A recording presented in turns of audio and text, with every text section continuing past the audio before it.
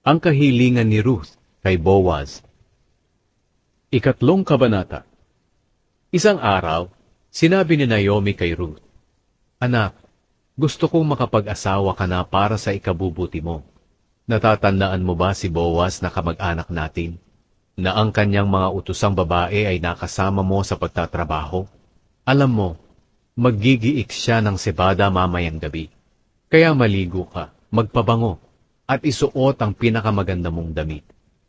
Pumunta ka sa giikan, pero huwag kang magpakita sa kanya hanggang sa makakain at makainom siya. Kapag matutulog na siya, tingnan mo kung saan siya hihiga. At kapag tulog na siya, puntahan mo at iangat ang kumot sa paanan niya. At doon ka mahiga. At sasabihin niya sa iyo kung ano ang gagawin mo."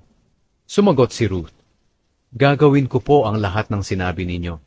Kaya pumunta siya sa giikan para gawin ang lahat ng sinabi sa kanya ng biyenan niya. Nang matapos kumain at uminom si Boaz, gumanda ang pakiramdam niya. Nahiga siya sa tabi ng bunton ng sebada para matulog. Dahan-dahang lumapit si Ruth at iniangat ang kumot sa paanan niya at nahiga roon. At nang maghahating gabi na ay nagising si Boaz. At nang nag-inat siya, nagulat siya na may babaeng nakahiga sa paanan niya. Nagtanong si Boaz, "Sino ka?" Sumagot siya, "Ako po si Ruth. Isa po ako sa malapit niyong kamag-anak na dapat niyong pangalagaan. Takpan niyo po ako ng damit ninyo, para ipakita na pakakasalan at pangangalagaan niyo ako." Sinabi ni Boaz, "Anak, pagpalain ka nawa ng Panginoon. Ang katapatan na ipinakita mo ngayon sa pamilya mo ay mas higit pa sa ipinakita mo noon, sapagkat hindi ka humabol sa mga binata, mayaman man o mahirap. Kaya huwag kang mag-alala, anak. Gagawin ko ang lahat ng hinihiling mo, dahil alam ng lahat ng kababayan ko na mabuti kang babae. Totoong malapit mo akong kamag-anak, na may tungkuling pangalagaan ka. Pero mayroon ka pang mas malapit na kamag-anak kaysa sa akin. Manatili ka rito ng magdamag, at bukas ng umaga ay malalaman natin kung gagampanan niya ang tungkulin niya sa iyo. Kung papayag siya, mabuti.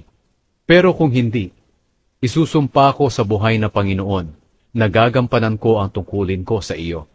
Sige, dito ka muna matulog hanggang umaga." Kaya natulog si Ruth sa paanan ni Boaz hanggang sa mag-umaga. Pero madilim-dilim pa ay bumangon na si Ruth para hindi siya makilala, dahil ayaw ni Boaz na may makaalam na pumunta si Ruth doon sa giikan niya. Sinabi ni Boaz kay Ruth, "Dalhin mo rito sa akin ang balabal mo at ilatag mo." Inilatag ito ni Ruth, at nilagyan ni Boaz ng mga 6 kilong sebada, at ipinasan kay Ruth. At bumalik si Ruth sa bayan. Pagdating ni Ruth sa biyenan niya, tinanong siya, "Kumusta, anak?" Ikinuwento naman ni Ruth ang lahat ng ginawa ni Boaz. At sinabi pa ni Ruth, "Ayaw po ni Boaz na umuwi ako sa inyo nang walang dala. Kaya binigyan niya ako nitong 6 kilong sebada."